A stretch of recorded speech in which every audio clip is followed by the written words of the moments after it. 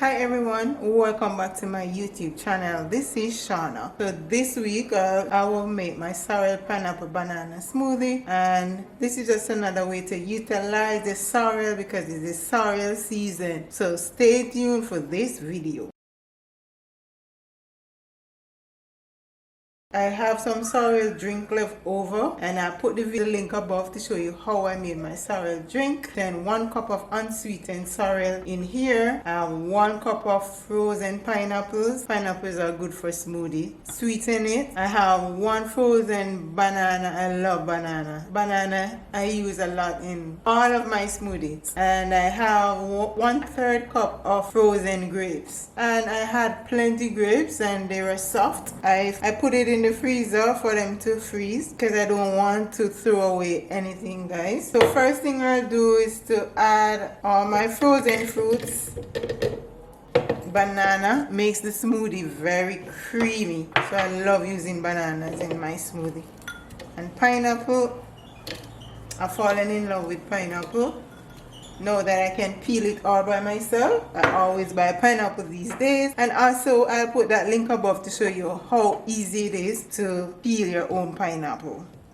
And I'll add my sorrel drink. It's so rich, and I think that's enough liquid for this.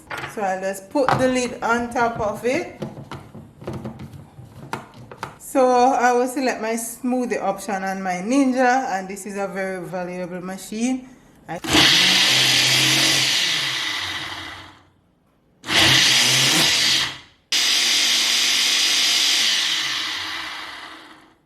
that's it for a minute. That's the amount of time I smoothie for. So guys, the smoothie is done. Here is a close-up picture of what it looks like, so creamy.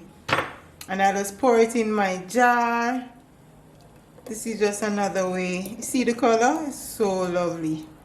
This will taste delicious. I do love smoothies. I try to drink this a lot.